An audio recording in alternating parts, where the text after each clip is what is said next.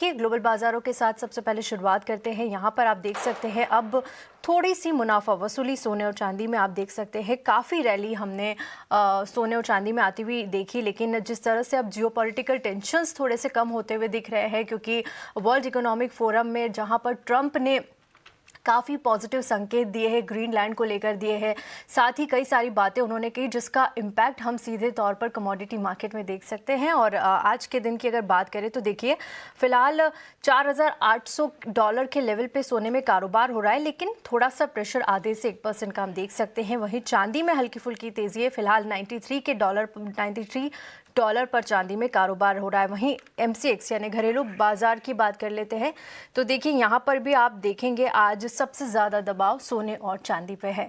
चलिए, अब वक्त हो गया है हमारे खास मेहमान को जोड़ने का, और इस वक्त हमारे साथ अखिलेश जैन भी जुड़ चुके हैं। अखिलेश जी, बहुत बहुत स्वागत है आपका कमोडिटी 10 में। मैं तृप्ति बात कर रही हूँ, और सबसे पहले सोने और चांदी के साथ ही शुरुआत करेंगे। देखिए, यहाँ पर अब थोड़ा सा दबाव देखने को मिल रहा है। तमाम जितनी ग्लोबल टेंशन्स बरकरार थी, अब वहाँ थोड़ा सा ईज आउट होता हुआ दिख रहा है। ट्रंप के बयान ने काफ़ी हद तक यहाँ पर सपोर्ट किया है। बाजार में तो अच्छी रैली है, लेकिन अब थोड़ा सा दबाव सोने और चांदी में। क्या करना चाहिए इन लेवल्स पर निवेशकों को? कोई मौका बन रहा है यहाँ पर अब? वेरी गुड मॉर्निंग तृप्ति जी। देखिए, हमने जिस हिसाब से गोल्ड एंड सिल्वर में रैली आते हुए देखा, यहाँ पे काफी जो अनसर्टेनिटीज बनी इकोनॉमी के अंदर, स्पेशली टैरिफ को लेकर, और जो ईटीएफ्स एंड सोलर्स के अंदर जो डिमांड खासा निकल के आई स्पेसिफिकली सिल्वर की, तो हमने एक अच्छी खासी रैली देखी। हालांकि कल का जो इवेंट था, जहां पर ग्रीनलैंड एंड यूरोपियन कंट्रीज को लेकर थोड़ा सा ईजनेस दिखाई ट्रम्प ने, और उसके कारण जैसा लग रहा था कि प्रॉफिट बुकिंग यहाँ पर एक एक्सपेक्टेड थी, और वो आज हम आते हुए देख रहे हैं। हालांकि मुझे लगता है कि अभी भी जो अनसर्टेनिटीज हैं, अभी भी राइट नाउ चिप इन है, डिमांड प्रोस्पेक्ट्स बने हुए हैं। यहाँ पर एक खासा और नोट करने वाली बात है, जो कॉमेक्स के प्राइस थे, वो 93 $92 के आसपास ही थे लास्ट 2 और 3 डेज से। बट जो M6 के भाव थे, वो कहीं ना कहीं चाइनीज जो शंघाई में लाइक सिल्वर ट्रेड हो रहे हैं, उनके प्रीमियम्स को रेफरेंस करते हुए यहाँ पर काफी तेजी करी थी। तो एक प्रीमियम खासा बिल्डअप हो गया था ड्यू टू फिजिकल डिमांड। तो वो फिजिकल जो जो प्रीमियम था, वो यहाँ से एक फिसल आउट होता हुआ नजर आ रहा है। तो मुझे लगता है कि अभी भी एज सच बहुत बड़ा यहाँ पे फॉल नहीं आना चाहिए। सारा स्ट्रक्चर अभी भी बुलिश है, स्पेसिफिकली गोल्ड एंड सिल्वर को लेकर। 86 would be the crucial support और क्रूशियल लेवल लग रहा है कॉमेक्स पे। जब तक ये लेवल्स को डिसिसिवली ब्रिश नहीं करता सिल्वर, तो मुझे नहीं लगता कि बहुत बड़ा फॉल यहाँ पर आने वाले दिनों में दिखेगा। पर करेक्शन एक्सटेंड हो सकते हैं, और M6 के अंदर हम 295 93 तक के लक्ष्य देख सकते हैं। यहाँ से 10 से 12 हजार पॉइंट का करेक्शन मैं एक्सपेक्ट कर रहा हूँ।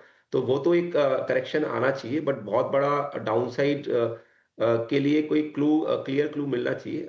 86,000 सॉरी 86 85 जो लेवल है कॉमेक्स का, अगर उनके नीचे जाएगी तो हम फिर देन रिविजिट करेंगे। तब तक इसका जो ट्रेंड है, वो आप बुलिश टू साइडवेज ही मान के काम करिए। तो इन्वेस्टर को मेरा रिकमेंडेशन है 290 95 के आसपास कहीं मिलती है, तो वहां पर वापस से ईटीएफ्स के अंदर और फिजिकल के अंदर आप बाइंग कर सकते हैं।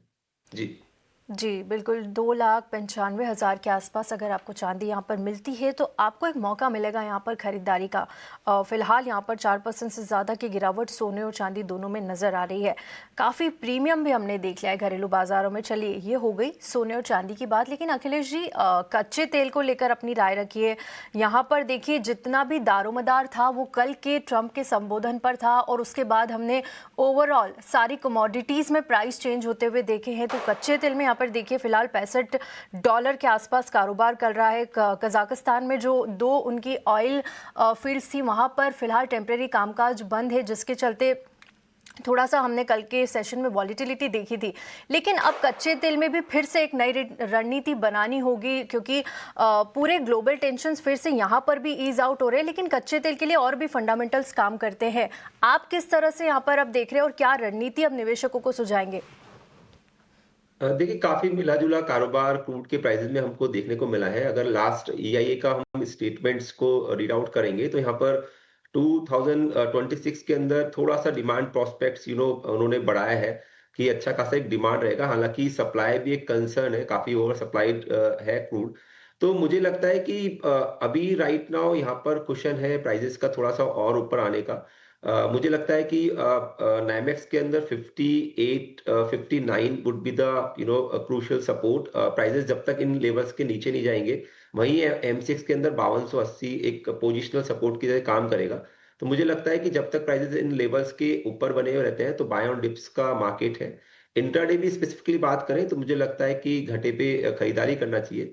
30 से 40 पॉइंट नीचे अराउंड 5540-50 के आसपास मिलता है, तो यहाँ पर क्रूड को खरीदारी कर सकते हैं। 5480 का इसमें स्टॉप लॉस रखिए और आज और कल के लिए जो लक्ष्य है वो 5750 के ऊपर देख सकते हैं। तो फॉर 1 और 2 days it's a buy on dips and positional investor है, तो 5280 के ऊपर जब तक प्राइसेज़ क्लोज़ हैं तब तक प्रेफ़रेंस बाय ऑन डिप्स का ही रहना चाहिए।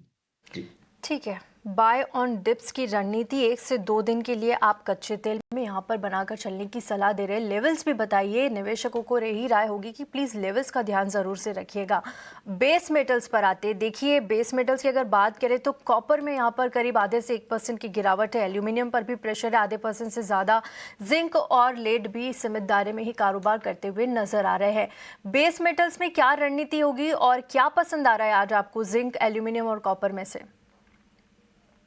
एज़ सच फॉल एक्सटेंड हो गया, लाइक जो आज इंट्राडे स्पेसिफिकली सेलिंग बन रहा था वो 1285 के आसपास यहाँ पे देखने को लग रहा था। तो मुझे लगता है कि अभी थोड़ा-सा और इसमें प्रेशर बन सकता है अराउंड 15 पॉइंट्स कॉपर के अंदर अगर हम देखते हैं। तो यहाँ पर प्रेफ़रेंस आप सेल राइज़ रख सकते हैं कॉपर के अंदर भी और 1250 के आसपास तक के लक्ष्य देख सकते हैं।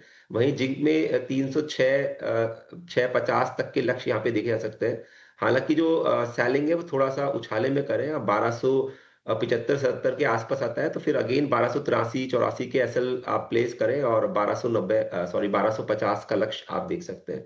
तो थोड़ा-सा शॉर्ट टर्म के लिए ट्रेडिंग प्रॉस्पेक्ट से यहाँ पर ध्यान बनाएँ।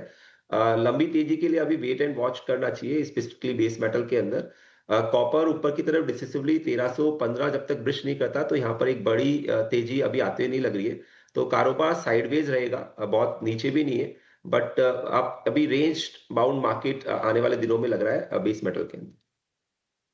ठीक जी। है, रेंज बाउंड दायरे में कारोबार होता हुआ यहाँ पर नजर आएगा। कॉपर कॉपर के लिए यहाँ पर सेल ऑन राइज की रणनीति अखिलेश जी ने सुझाई है। लेकिन एक काउंटर जहाँ पर हम शानदार तेजी देख रहे हैं पिछले कुछ दिनों से, वो है नेचुरल गैस।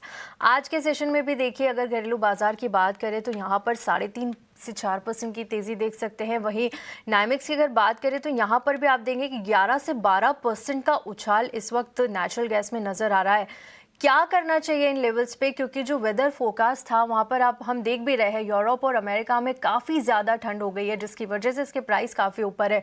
इन लेवल्स पर खरीदारी की सलाह होगी? देख लीजिए एकदम से स्ट्रॉन्ग बुलिश फंडामेंटल्स के छिपे हुए हैं और हम लास्ट अगर 3-4 डेज की बात करें तो इसने पिछले 1.5 से 2 महीने का जो फॉल था, जो ग्रेजुअल फॉल किया था इसने 450 से लेकर 270-60 के आसपास, वो इसने 3 से 4 दिन में ही पूरा रिकवर कर लिया। तो मुझे लगता है कि अभी रैली स्ट्रॉन्ग है, इसमें अभी अपसाइड और बढ़ने की पॉसिबिलिटीज है। हालांकि हाई बीटा कमोडिटी है नेचुरल गैस, तो अगर इफ समवन लॉन्ग तो इसमें 460 के नीचे के स्टॉप लॉस प्लेस करिए और अगर कोई फ्रेश पोजीशन बनाना चाहते हैं तो इसमें वेट एंड वॉच ही करें। अगर प्राइजेज यहाँ से 25 एक पॉइंट नीचे मिलते हैं अराउंड 465 के आसपास, तो ही यहाँ पे फ्रेश लॉन्ग बनाए। 460 के नीचे का इसमें स्टॉप लॉस प्लेस करें। ग्रेजुअली लग रहा है कि 520 540 तक के लक्ष्य हमको नेक्स्ट वीक तक यहाँ पे देखने को मिलने चाहिए। तो स्ट्रिक्ट स्टॉप लॉस का यूज करें 460 के नीचे अगर आपकी लॉन्ग पोजीशंस बनी हुई है तो। जी। ठीक है, यहाँ पर स्ट्रिक्ट एसएल आपको लगाना होगा 460 के नीचे का, और 465 के अबाव अगर ये क्लोज होता है तो फिर लॉन्ग पोजीशन बनाइए। 420 से 540 तक के ऊपर के लेवल्स यहाँ पर आपको एनजी में आते हुए नजर आएंगे। लेकिन अखिलेश जी, एक सवाल आपसे निवेशकों के लिहाज से पूछना चाहती हूँ, क्योंकि देखिए थोड़ा प्रेशर गोल्ड और सिल्वर में ज़रूर नज़र आ रहा है, लेकिन थोड़ा सा फोमो भी है निवेशकों में इस वक्त।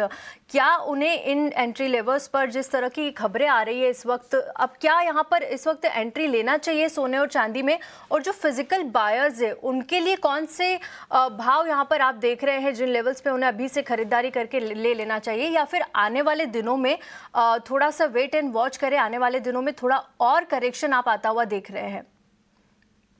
देखिए, जैसे मैंने कहा कि सिल्वर बहुत हाई बीटा कमोडिटीज है यहाँ पे।